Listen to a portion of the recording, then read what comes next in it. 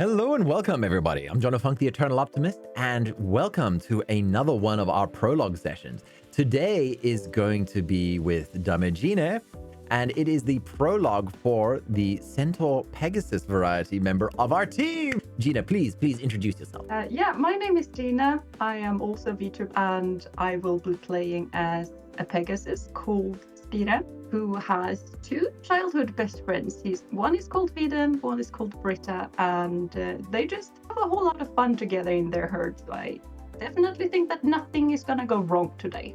Yeah, nothing terrible will happen, like in our warm-up session just now.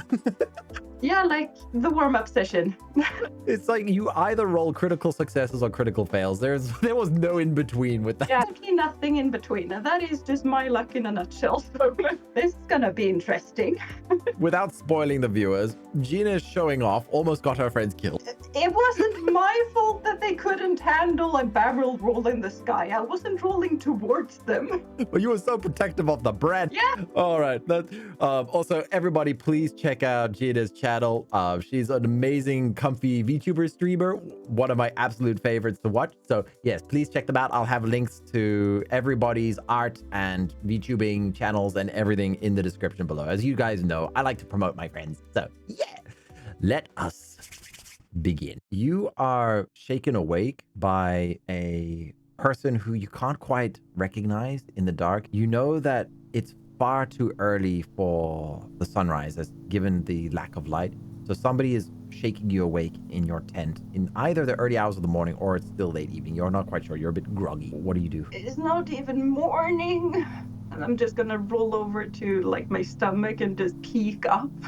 A gruff voice shakes your shoulder once again, and you hear the voice of a man named Quintus, who has been in the Goldenstrider herd. For the viewers at home, the centaurs are a nomadic species, and Spira's herd is famous for traveling through the Thundervale Mountains, which is why they are called the Goldenstrider. And so Quintus is one of the older members of this very large family. Quintus, he's like, Spira, wake up. Spira, come on, I have to get up. Pull myself up to a sitting position and just, what is it? Your character rubs their eyes. You can see that he has a concerned look on his face. As you know, the Pegasus are very communal based, and everybody carries the load. Like, as your nomadic group with all of these families inside, everybody treats each other as family. So when you see that look on his face, you know that something's happened. I'm just gonna peek at him. I'm gonna lay my head to the side slightly and look very concerned and just ask, should I come? Do you need to speak? What's going on? It's Viden. I know that you and him are really, really close, as is Britta. The three of you are usually inseparable, but something's wrong. And we're not entirely sure, and we need you to come. He already starts to stand up to like give you your own privacy as he like leaves your tent. I'm just gonna pull like a coat or something, not just in my like sleeping clothes, and I'm just gonna not really sprint and not walk, but something in between towards where I know that Viden is sleeping. So as you leave your tent and you start making your way past the communal bonfires that have been set in order to keep yourself safe when you're not in the air. Usually you land on mountains, but still, mountains are cold. There are several fires that have been lit to keep everybody warm. And you can see that Quintus is not alone in that there are several people gathered near Viden's tent where you know where it was. You know where he set up because you, Britta, and Viden are very, very close friends. So you can see that people are standing there, but not too close either. As I see that, my heart is just gonna pound quicker, and what started out as a brisk walk turns into a jog and then a sprint. I'm just gonna run straight into his tent. As you're running across the campment to reach where this crowd of people are, your memories fly back to that day several years ago where you, Britta, and Viden fell out of the sky and tumbled into the forest with that unnatural mist, where you faced that horrific thing, that coughing, wheezing, moaning, jawless thing that still gives you nightmares even to this day. Ever since that day, Viden's injuries healed. His strength never fully returned. When he used all of his might to try and push that thing away from you with the wind magic that the Pegasus have. He never was able to ever exhibit such strength ever again. Even after all these years, he developed a small cough, but it was nothing ever serious. You know, he always played it off. He just would joke that, you know, he always had a cold and such like that. It would never felt serious, but at the same time, a part of you never forgot unnatural gray mist that it tried to hiss at you, grazed his legs before you and Britta could pull him out of the forest with his injuries. So as you're running towards the tent, your mind, a million different thoughts are racing through your minds, and one of them is that he may have just passed away. So you burst into the tent, and to your utter relief, you find that Viden is still there and alive.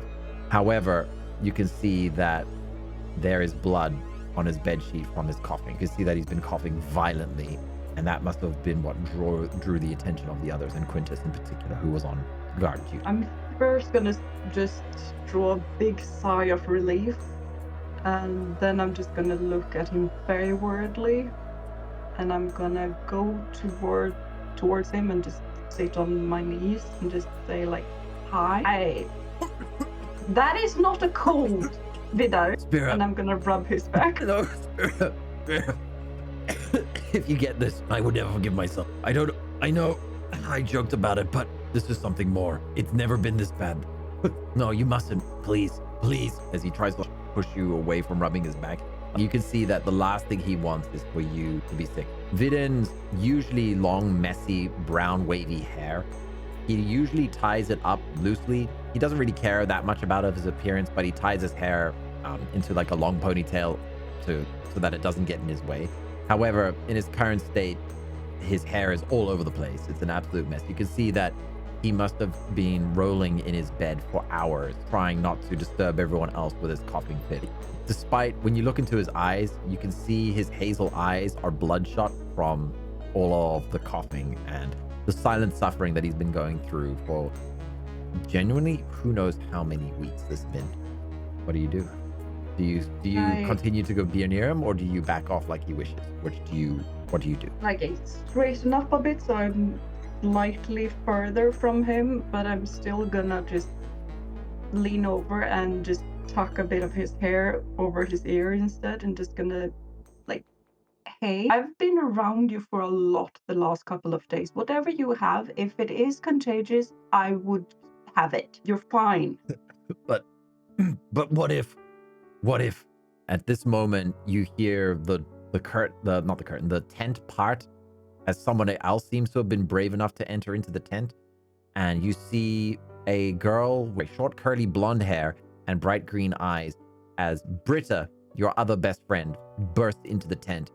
And when she sees the blood, she gasps and puts her hand across her mouth, not out of fear of whatever sickness this could be, but rather out of horror at like what's happening to her, one of her closest friends.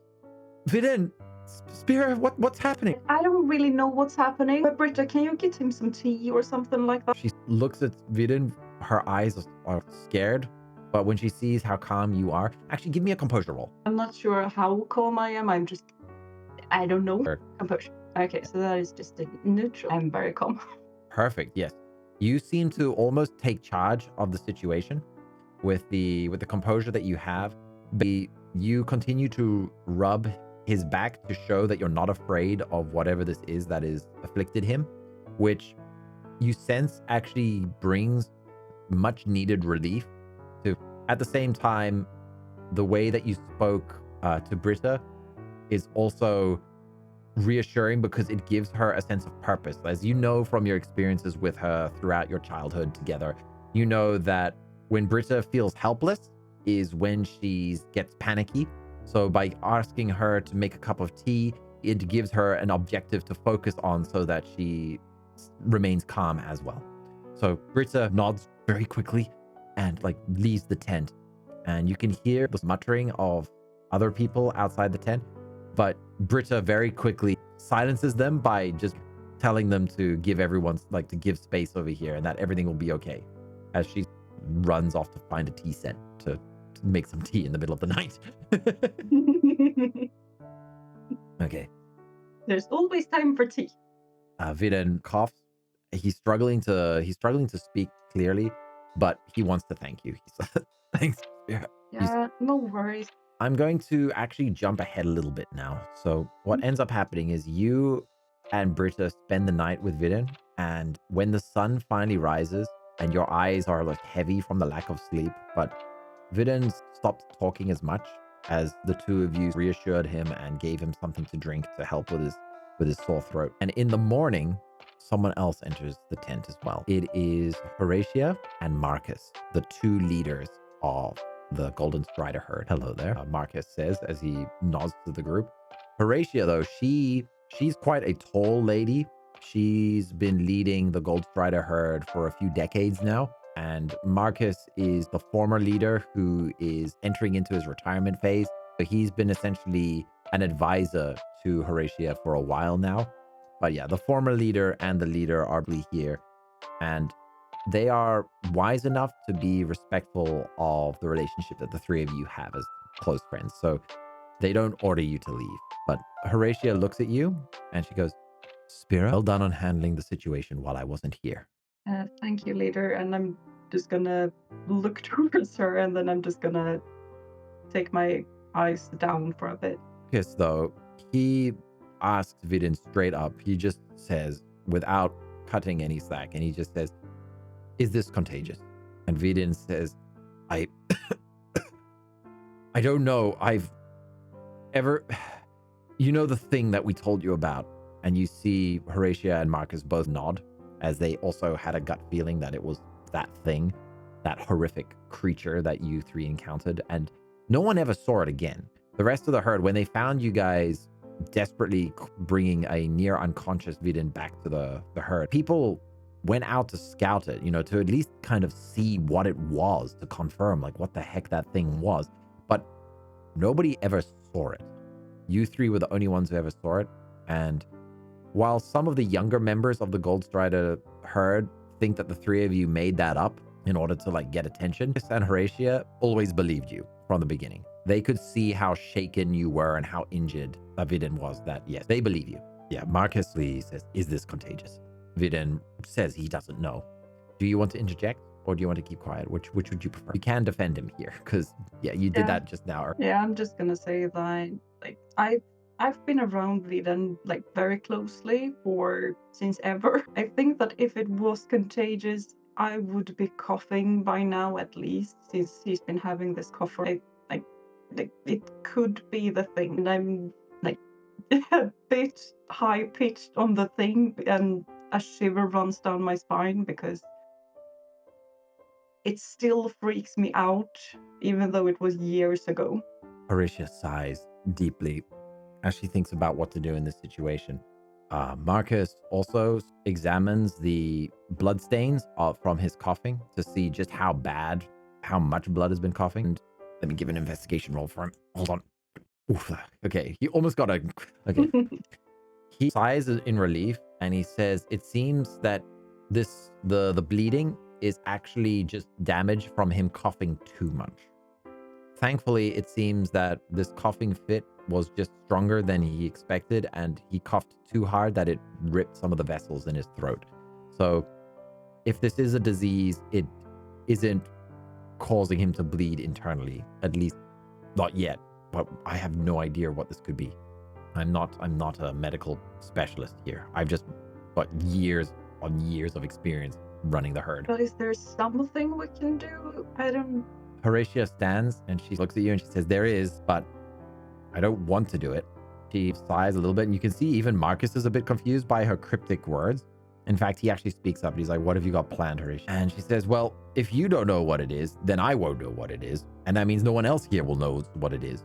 So the only thing we can do is make a summon. We either make a call to our ancestors or we go to the Evermist Grove. Now, you would know this, but for the viewers, a centaur, every centaur, there are subspecies. There's unicorns, there's kelpie, and there's pegasus, of which Spira here is of the pegasus variety. Now, the pegasus, they unique magic, they can control winds. But all centaurs, including the pegasus variety, all centaurs have an ability called Call of the Ancestors, where they can make a desperate plea to the lost spirits, the fragments of the souls of their previous loved ones, try to summon the strength of those who have passed in order to aid them in their situations.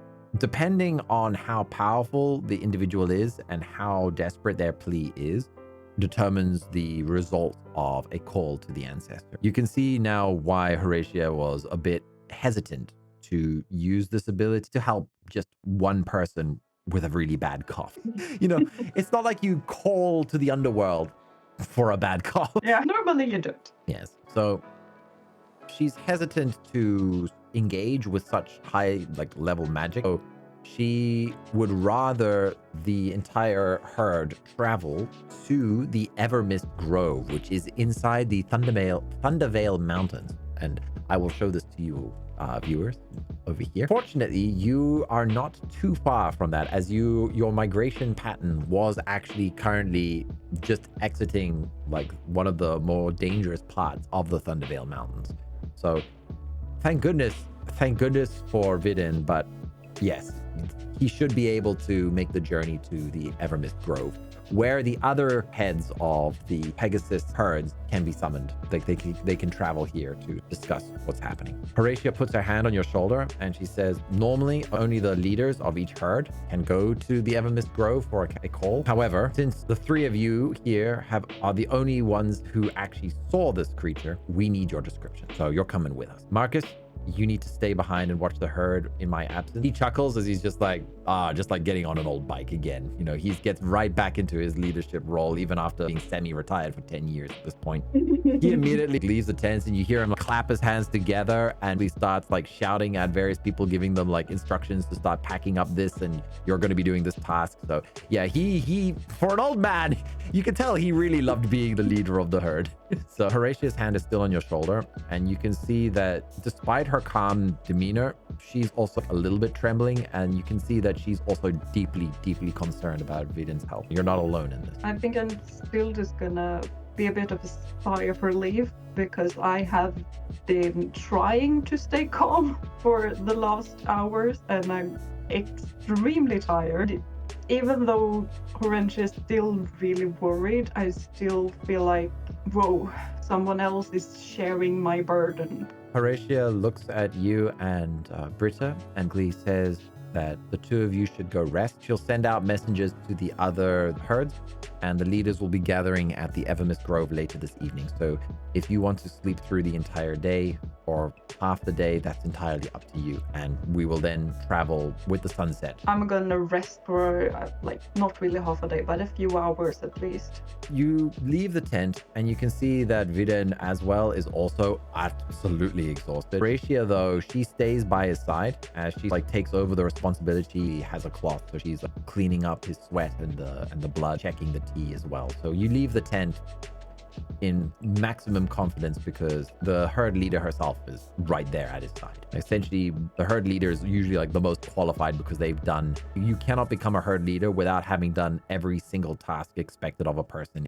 Horatia is probably the most qualified person here to be at Vidin's side right now. Britta looks at you and she just says, is he gonna be okay? I really hope so, but I'm not really sure anymore. That thing, I still get nightmares about it. The scream that it made, the groaning. If it wasn't for you, the three of us would have been dead. Well, if it wasn't for you, at least Vidar would be. Vidar? No, it was all my fault. It was all my fault. I'm the one that fell through the Arachidar nest. I joked that I wasn't going to see the end of that day. I never thought that I may have lost my friends because of that. Well, I failed with the whole wind thing. I tried to break your fall, but I couldn't do it. If I had done that, you guys wouldn't have been hurt as bad, and we could have just get out of there. Britta, you saved my life. If I'd seen, if that was the first thing I saw when I opened my eyes, I would have screamed. But instead it was you. You were there. You kept me quiet. You freed my wings. You got us out. And she starts to break down and she just cries. You can tell that the guilt that she's been carrying these years, because she's also been watching Vidin's slow degrading. His strength never returned, and it's not something you guys really talked about because that thing, whatever it was, it left quite a scar on all of you mentally. It was one of the scariest moments of your life. So I'm just gonna hug her and I'm gonna cry too. yeah, the two of you start crying. She's just like, I'm sorry. I'm sorry, I couldn't help. Okay, now before I actually get emotional here, because I'm getting into character, like I'm actually like wiping my eyes right now. Just okay. So the two of you quickly go back to your tent, and you can choose. Do you want to go separate, or do you just want to like both fall asleep next to each other? I think both of us just need some comfort in all of this, and I kind of feel like both of us are gonna dream of this thing. You don't actually see it in your nightmares. You just, at the back of your mind, that memory of that horrible shuffling noise and the moaning permeates your dream, but the fact that you can hear Britta at your side calms you down, and it fades into nothingness. And you don't dream of anything. Like, you just enter into a deep, deep sleep that can only be achieved through a lot of exhaustion. So when you wake up, you see that the sun is already setting. It seems that the rest of the herd decided to let the two of you get as much rest as possible. When you do exit the tent, you see that the entire campground has been packed up and ready to go. In fact, most of the Goldenstriders have left. There are only a few left who remain.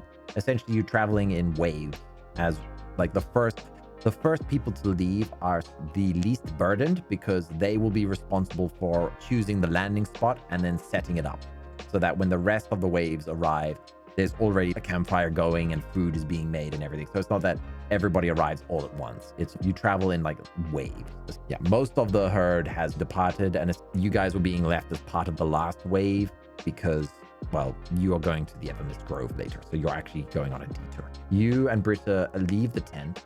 Horatia is waiting for you. She's sitting on a large rock.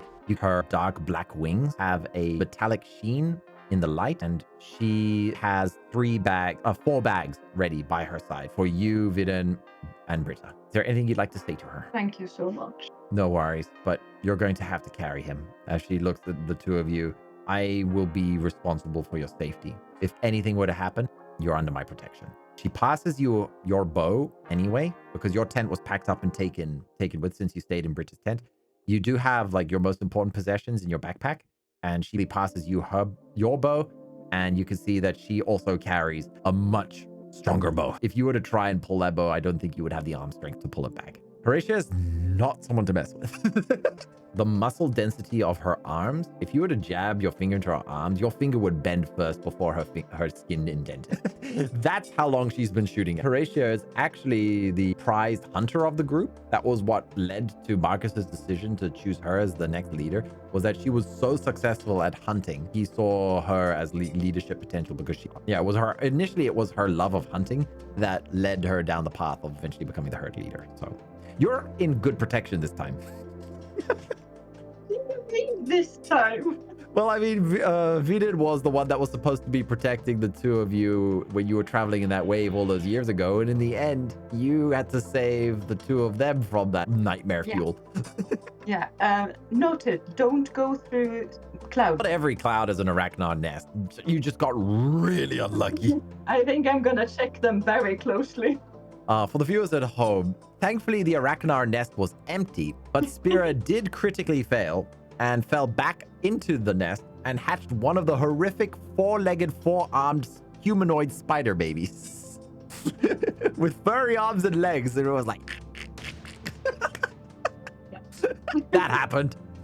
Yeah, and that was the least nightmarish fuel of the warm-up. Vidin slings both his arms over you and Britta. You're each taking like half his weight, but all of you use your wings on your backs. Can you describe your wings for the viewers, please? My wings are closest to my shoulder blades. They are white, and then they are slowly, gradually shifting onto the same silvery gray that my hair is. Vidin's wings are the same dark oaky brown as his messy hair. You notice that it's tied up in a ponytail again, like his usual style. So you can see that he tried to make himself a bit more presentable for meeting the leaders at the Evermist Grove. He looks more like put together than his usual scuffy self.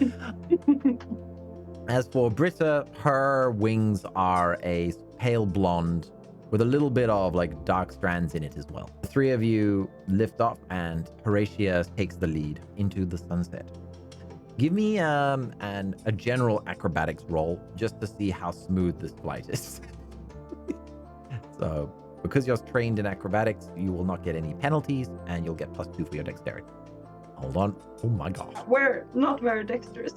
As you're flying, Horatia notices that the group is slowly losing altitude. She tries several times to not shout at you guys, but she issues an order to go higher. The three of you are trying, but you're exhausted. Your mental state is also not the greatest after the fears and concerns of the previous evening. Give me a dodge roll. Okay, you managed to dodge it. A large dragonfly with lightning-coated wings, because this is the Thundervale Mountains after all. A very large dragonfly zipped out from below the tree line, and it's big enough to snatch a child. Very unsettlingly large. It tried to grab at your hair, but you managed to duck at the last second. Before you could even lift your eyes up to see where it went, you hear the dragonfly starts to fall past you back into the treetops with an arrow sticking out of it from Horatia. She killed that. She looks at it and she clucks. She just goes, if we weren't in such a rush, that would have made a fantastic dinner. Lightning dragonflies are my favorite. The four of you continue on through the night, and it takes a little bit longer. The sun sets, the moon has risen, almost a full moon. By the time you finally reach the Evermist Grove, there's already a large gathering. There are a few fires, but unlike the normal camping fires for warmth, these seem to be decorative, more ceremonial in the size and placement of them. There's a pattern to it where it's almost like an artistic expression. Because the Pegasus are nomadic, you guys don't really have many structures. So the Evermist Grove is one of the few places that unifies your people across multiple herds, where everyone knows that this is an important place for leaders to come together and discuss. The four of you land. Everyone you see before you is a leaders that are there, have been waiting for Horatia's arrival. So one of the leaders from the Foam Crest herd, they tend to travel along the coastlines. They like the ease of seafood, right? It's easy to go fishing and to grab shellfish and such. So their herd prefers to travel up and down the coastlines. That's their preferred lifestyle. So Alric steps forward and tries to chew Horatia out. It's already halfway through the freaking night. Where have you been? Horatia ignores him gracefully as she walks straight past him and exchanges pleasant greetings with all the other leaders, who seem to be much more welcoming of her and don't seem to mind so much. This irritates Alric something fierce as he walks up to Horatia and, oh, yes, hello, welcome. Okay, so why did you call us? Alric, I know you. I know why you're so impatient. But look, the reason we're late is the same reason we have the summons. As she gestures towards the three of you. His eyes squint a little bit. Yeah, that one in the middle does look a little wee bit pale. Poor Vidan he's doing his best to not cough.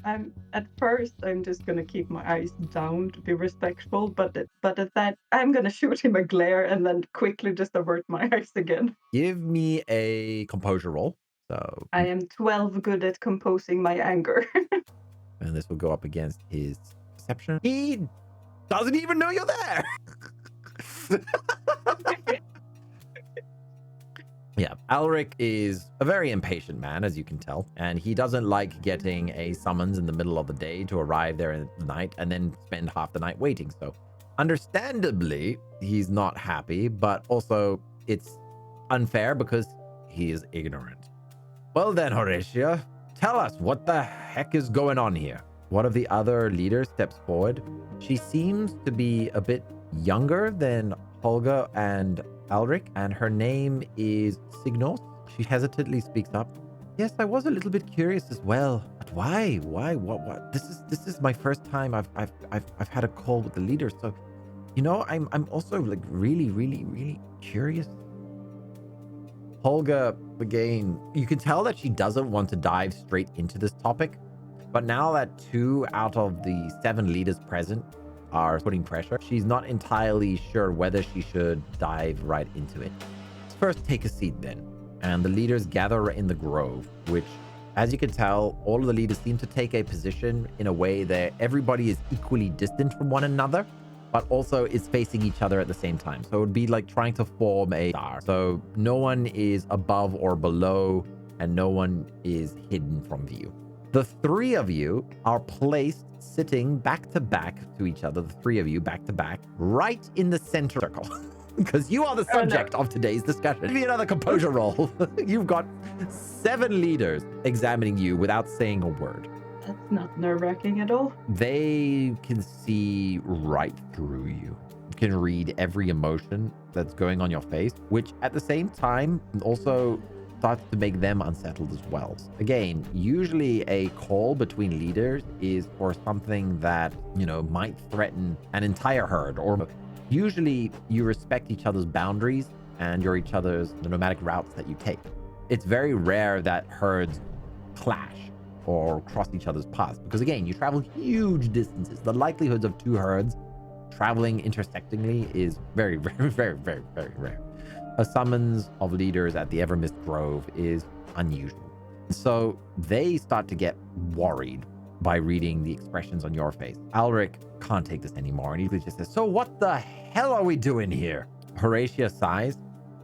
"We're not entirely sure, but we're here to gather wisdom from all of the leaders who have been trained by all of the elders, and some of you have even spoken with the ancients. So I'm hoping that our collective wisdom that's gathered here today can bring insight into an affliction that has appeared within our herd." And she's speaking very formally and very respectfully of everyone present to showcase the reasoning behind the call here. And she does it in such a way that should impress you, because it's not easy dealing with this kind of situation, and yet she was able to compliment everyone while also showcasing that everyone is necessary. Tove, one of the other leaders, acknowledges. He grunts. He's just like, "Go on. So what is this infliction that has struck your herd? What has the Goldenstriders done to us now?" Horatia prickles a little bit as she says, "The Goldenstriders have done nothing. We have merely done what we all do, and that is enjoy our lives traveling through the world. Unfortunately, as you know, this world is filled with many things that are unwelcoming to us, that are unwelcoming to everything. And we encountered such a thing. More specifically, the 3 that you see seated before you. The way that they described it is that," and this is when Alric loses his patience again, and he snaps, "So you haven't even seen the thing that we're talking about? So you're telling me that right now you summoned 7 leaders, the words of 3 children." You are not children, by the way, but he views you as such. Give me another composure roll. Britta starts crying. And you feel angry tears forming in your eyes too. Because this is not your fault. And I'm not a child. Vidin looks straight at Alric. "If you had seen it, you would understand why Horatia has called everyone here." Alric pauses for a moment, and for the first time actually shows self-restraint as he looks at the blood on the hand of Vidin. In fact, he sort of reels back a little bit. Horatia notices that Vidin is taking the initiative, and she essentially leads them on. "Yes, Vidin, Spira, I need the 3 of you to describe what you saw with as much detail as you can remember, because we need to know what this thing was." Okay, would you like to go first, or would you like Vidin to begin? I think I would like to go first. Look at the others for just back me up if I forget anything. Vidin explains, "Spira was the one who was the least injured that day, and she has the clearest memory of what happened. Please, Spira." I was also the one that saw the thing first. Okay, give me a charisma roll and then tell the story. Okay. This is your test. Please. Don't worry, they'll back you up from the past that they can remember. Crit success. Okay, they are leaned forward. They are locked in. Even one of them's got a bowl of popcorn. No, I'm joking. Okay, but if there was popcorn, crit success. Yeah. Okay, you don't have to worry. You're not going to get any interruptions.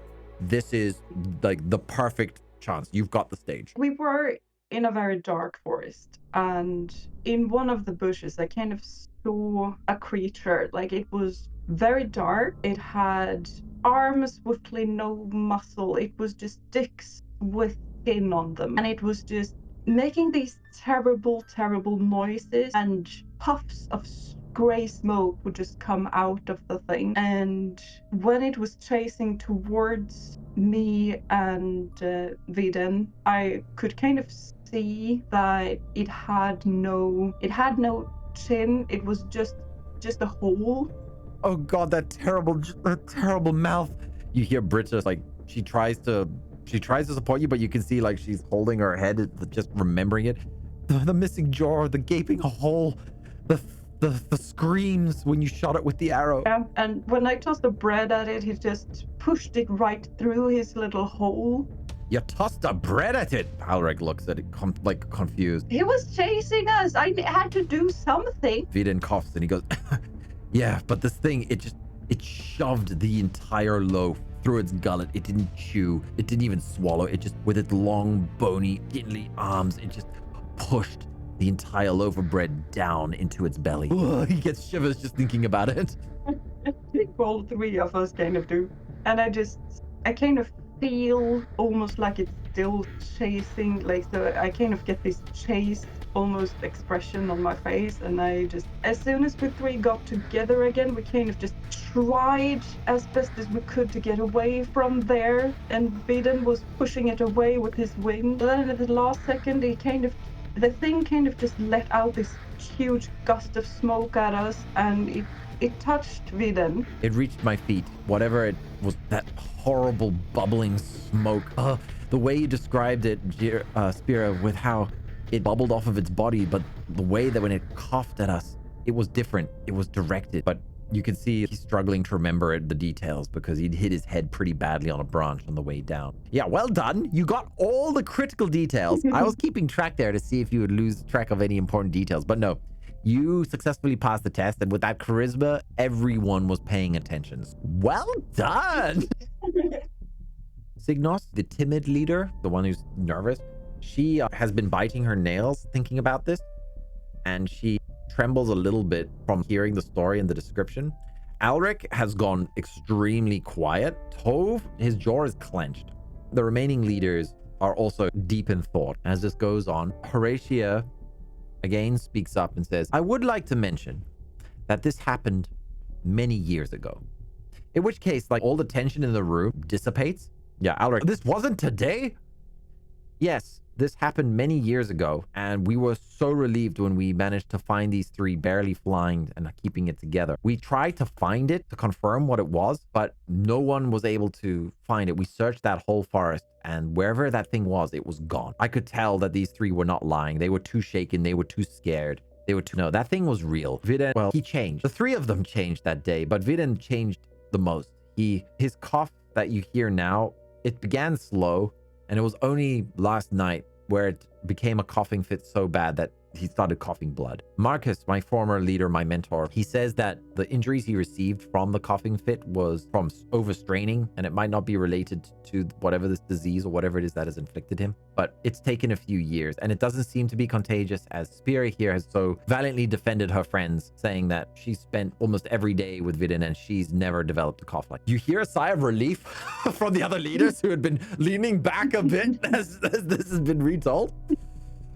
Alric is not convinced. So what is the problem then? Either he gets better or he gets in a grave. Why has it got to do with that? Tove interrupts him now. Okay, you've been speaking a little bit too much, Alric. This is an important detail. Whether the boy here lives or dies is irrelevant. The most important thing here is what the hell was that creature? If they couldn't find it, that means it's still out there. And if it's still out there, it's a threat to all of us. And if we at least now know what it looks like, we can warn the other herds. And you see a lot of the others sort of nod their heads in agreement, going, yes. This is actually, you know, this meeting. You see a couple of them mumbling. One of them even says, yes, no, this was an important reason for the summon, for the call. Alric is still a bit irritated though. Thing is gone, right? It's not a problem anymore. Unexpectedly, Signos, the nervous one, she looks at you again and she says, Spira, right? That was your name. Spira. Yes. Could you please tell me again why you threw a piece of bread at the monster? Because it looked hungry, I think. It was just chasing us, and I felt as though it was looking for something, and I hoped that it was food. And as soon as I threw the bread, he went after the bread and ate it. So when you I'm assuming you threw this bread in panic, but when you threw the bread and it bounced off of him, he no longer went for you? No, it definitely went for the bread first. Oh no. No, no, no, no, no, no. She's now deep in thought, and this brings the attention of everyone else. Oh, please, no, no, not that, not anything but that. And she realizes all of a sudden that all eyes are on her. It's like, this makes her jump. She yips a little bit. She's like, no, wait, no, okay, I'm not saying this is what it is, but it could be, based on everything that you've told us today, the three of you. The descriptions, the sounds, the smoke, and the bread. I'm not joking about the bread. The bread is actually kind of important. But it may have been a plague wraith. A plague wraith? Tove questioningly asked. Even Horatio is a bit confused, like, what the heck is a plague wraith? Alric laughs a little bit. Those are just legends by the Thrope. One of the other leaders nudges Alric. Go on, explain. Are you serious? You want me to actually Signos, are you really, you believe those superstitions of those little furry creatures? No, it's more than just superstition, I'm afraid. It's happened before. I've heard stories from not just Thrope, but from other members in my herd. We've seen creatures like this before. Alric, okay, fine. I'll explain it to the group. So the Thrope, the species with the cat girl ears and the dog boy ears, yeah, those species, the ones that turn into their primal forms when the full moon is out and they lose all their sense of who they are. Yeah, those wonderful little werewolves and werecats. While they usually like farming and planting seeds, every now and then their agriculture doesn't work out for them. And what happens? A lot of them starve. A lot of them get plagues. In order to justify all of the death and such that comes from them trying to control nature, well, they say that a creature is born from all of that death and famine. All that suffering, all that pain, all of that forms and coalesces together to create a plague wraith. That's what they believe. That's their superstition. Signos rubs her hands together and she says, it's more than superstition, Alric. Listen to me. A plague wraith, it's fear, it's hunger. Can you imagine thousands of starving Thrope wanting a meal and all of those fears coalescing to create a being of hunger and death? That's what a plague wraith is. A creature, it's more of a curse. And if it breathed that horrible breath on this young man here, is it really such a surprise that the cough it had has been transferred to him? And with this, everybody just keeps a little bit quiet as they look at Vidin with both pity and concern. And Alric, though, doesn't really seem to have any of this. So what? You fed it a loaf of bread and it disappeared. Is that what you're saying? Signos is like, I'm not saying that's what happened to it, but it may have. Nobody really knows what to... Again, like you said, it's not like many people survive an encounter with such a thing. And Alric scoffs. Give me an intelligence roll. That I can do. Getting kind of moved. Your intelligence has gathered that listening on the description from Alric and Signos, you've put together the puzzle pieces.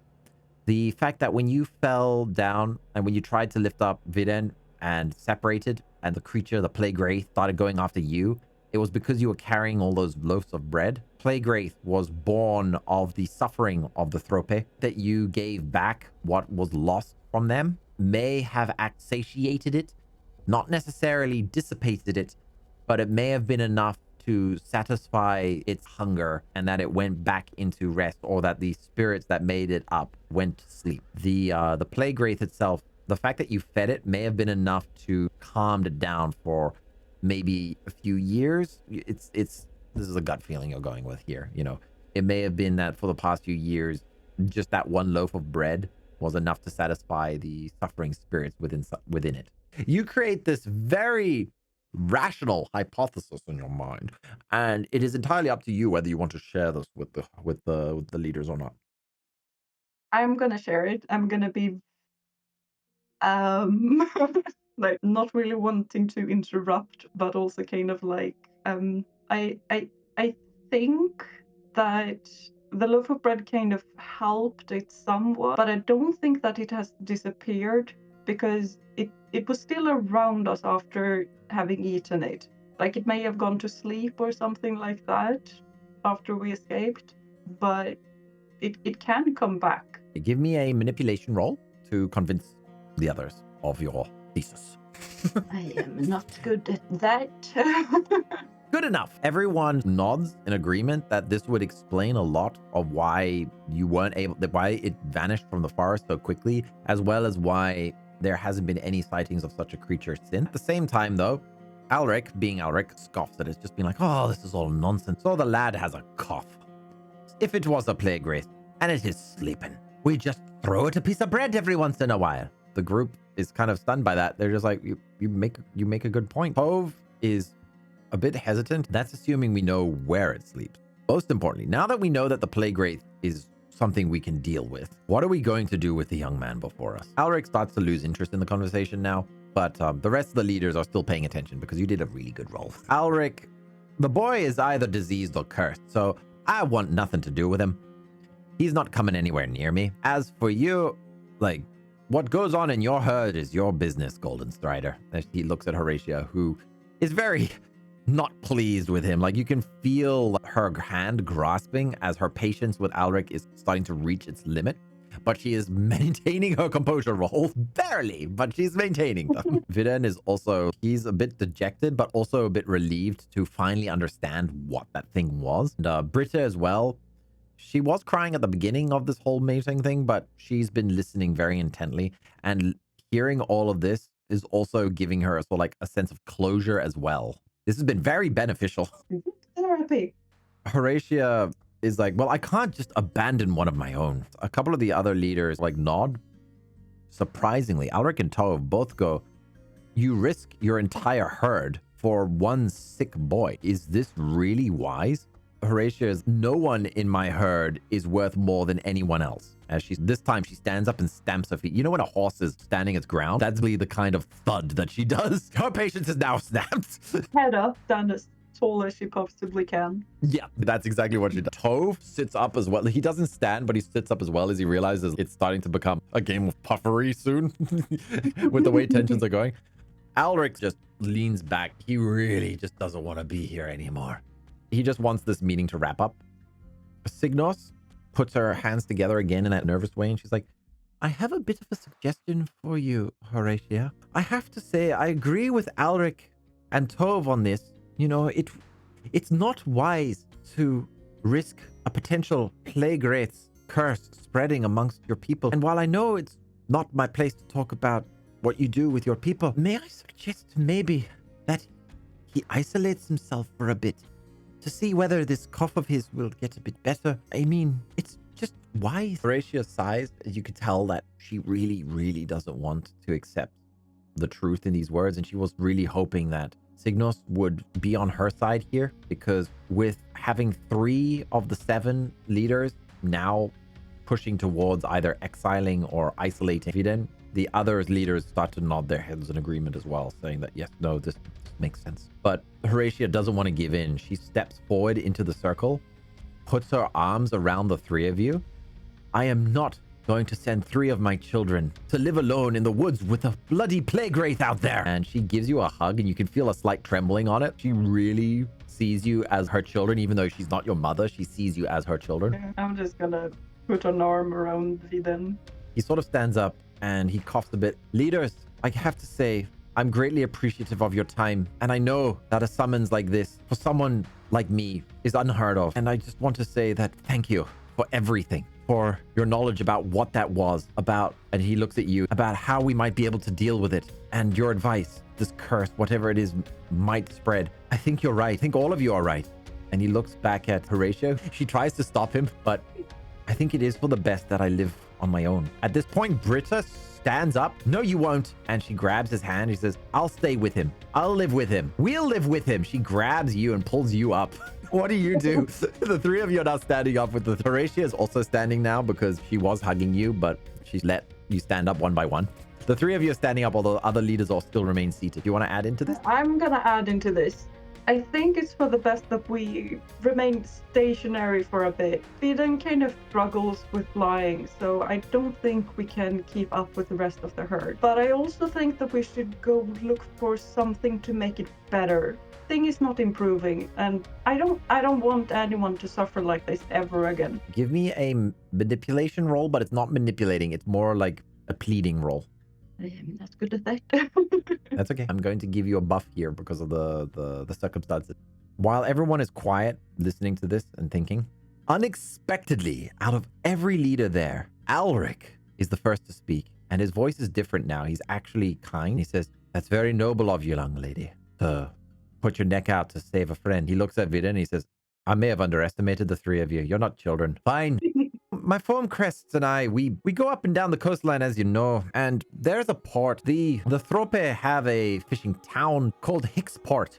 They have an apothecary, someone who they claim is really, really good with their medicines and herbs. So I will take you with me if you'd have me. He looks at Horatia and says, of course, with your leader's blessing. And Horatia is a bit stunned. Well, thank you, Alric. I will go. I was about to answer that before he just, with your leader's blessing, and then I just got reminded that, yeah, maybe she has to give her permission first. Bretta looks at you and says, I know, and this might sound a little crazy, but I know where we can stay. And she looks at you and she says, you know when we searched the forest for the plague wraith before? Like, you know when we searched for the plague wraith before and everything was in the clear? Not too far from there was a river that oversees that entire part of the forest. I think Vidin and I could set up a little lodge there, and we could overlook the forest. And if we ever get that feeling again, gods, we would know. We would know if that thing came back. It could be a bit of an early warning, I guess, while I take care of him. And Spira, we'll be waiting for you. No matter how long it takes, we'll be waiting. Ah! You can see tears forming in her eyes, and Vidin is trying his best not to cry as well, as like the three of you give a hug. Yeah, I am both just like this stubborn, like I am gonna do it, and both just almost crying. So the three of you hug, and the leaders stand up as they realize the meeting has come to a conclusion. After a few ceremonial goodbyes and well-wishing and all of that jazz, Horatia puts her hands on both Britta and Vidin's shoulders. She says, I'm proud of the three of you, you know. And Spira, when you get back from your adventure, I want to raise you to be the next leader of the Goldenstriders. You showed real leadership potential all those years ago in the forest with that plague wraith. And even today, I would be honored to take you as an apprentice when you return. Thank you, leader. I'm gonna make sure to do you proud and to be worthy of that. Okay, so you and Alric leave the Evermist Grove, and a few weeks, because it's a long distance, but you meet up with the rest Foamcrest herd, and they essentially lead you down the river that takes you all the way to Hicksport. Alric sees you off at the gate, and before you is the bustling town of a Thrope fishing industry. Essentially, there's loads of boats coming in and out. They're hauling lots of fish. You can see that business is good here, and you've got to find this master apothecary. Give me an investigation plus intelligence. Plus intelligence. Yes. Okay. It's not a one. It's not a one. It's not a one. It's more than one, and that's what matters, right? I don't deal well with cities. I haven't been in one. So you search town up and down, asking a few questions. This is the most you've ever had to like interact with the Thrope, and it's certainly the most Thrope you've ever spoken to in a single day. But you are determined. You are on a mission. You have a friend to save. You have two friends who are putting their lives at risk, living so close to where that thing was last seen. You are determined to make this happen, no matter how many doors you have to knock on or how many like conversations you have to like interrupt to ask. But unfortunately, your effort is not rewarded.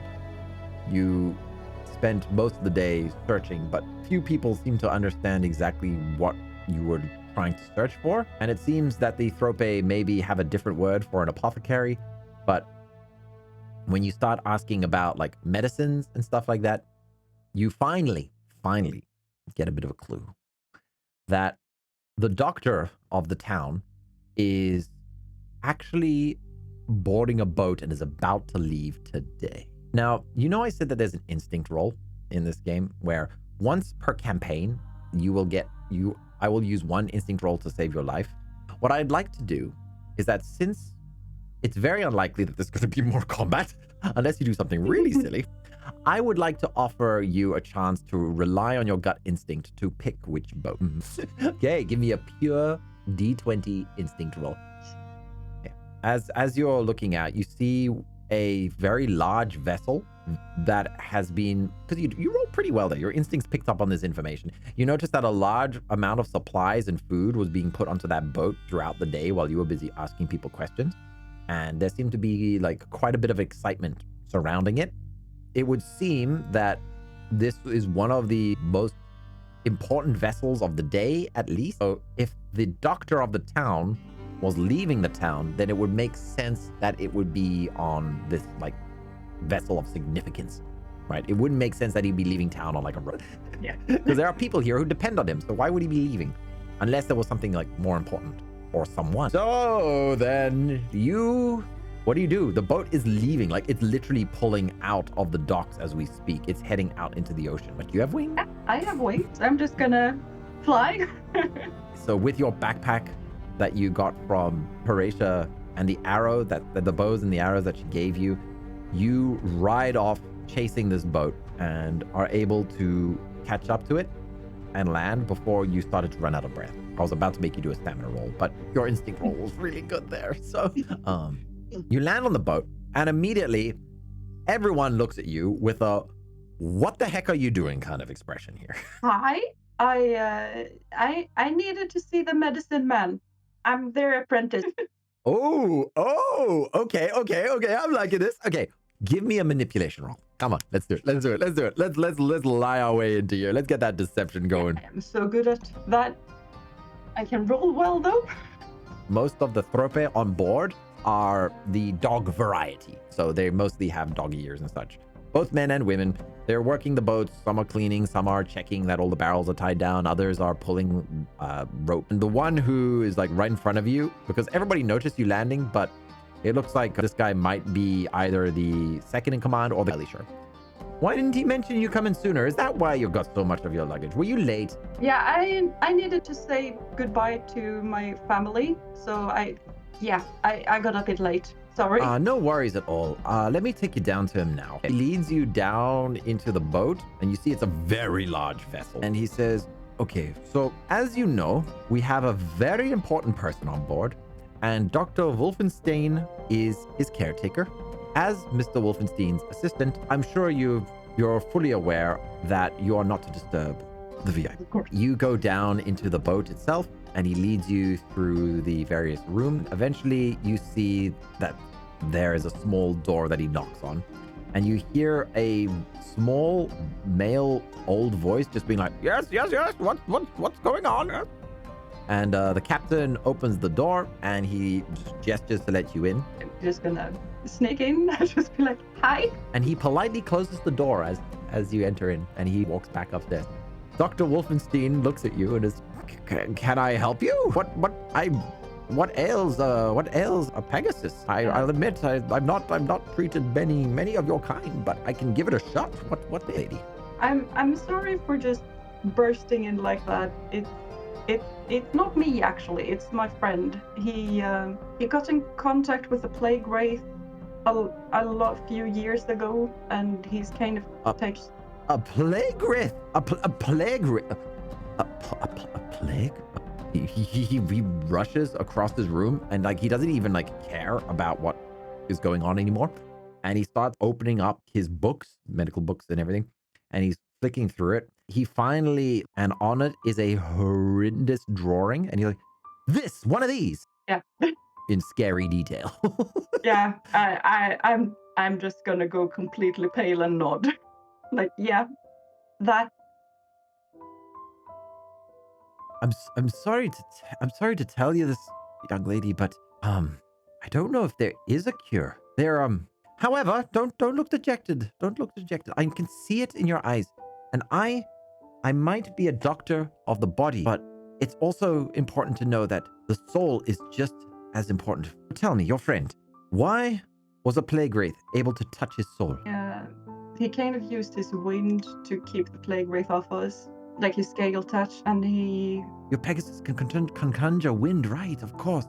So what you're saying is that in his panic, he used all of the spirits that naturally protect his soul, and that's when the plague wraith attacked? Oh, my dear, that's bad. That's really bad. Him rubbing his temples as he's trying to think. I know I said the soul is important, and please, lass, keep your soul together when you hear this. But this is a curse. It's a disease. It's a curse. It's both. It's part curse, part disease. Now, we can treat symptoms, but if the curse is not removed, the curse is not healed, then the symptoms will always come back. Okay, he looks through and you can tell that his heart is like bleeding for you and your friend that he's never met. And you can see that this guy became a doctor because he genuinely wants to like help people. And he's like, I wish there were magic healing in this world. Despite all the world, all the magic, all the spirits, all of the species and their primal abilities and all of that, there are very few convenient ways of curing a curse. And for such a nasty, nasty creature, that's it. That's it. He looks at you because he was looking at you as he was saying this. And he gestures his hand raising up and down. He's like, you're the solution. Right. Well, I mean, not you. I mean, a centaur, not a pegasus, a unicorn. A unicorn's horn has powerful healing magic. It's the reason they're going extinct. Everyone is hunting them down and they've gone into hiding. You need to find a unicorn. You need to find one of your lost kin. They're in hiding. But just so you know, we're actually heading to Tarnithia. I mean, we have to make a stop off at the Celestial Den first, but we're heading to Tarnithia. I've heard, and I can't guarantee this, my love, but I've heard that some unicorns have been sighted there. I mean, it's a continent that's very far away from everyone else. And it's the perfect place to hide a unicorn. I don't know how you got on this boat, but I can tell when somebody's trying to save a life. And you're trying to save your friend's life. So if you need to stay, I can teach you what I can while this boat is sailing. Obviously, my client is my priority, but I am looking for an assistant after all. Thank you so much. I would very much like to be able to learn from you. I don't want to see people suffer. If you can teach me how to help people, that would be amazing. I see a lot of myself in you. I think we'll get along just fine. And that's where we're going to call it! The next episode should be right here. Thanks for watching.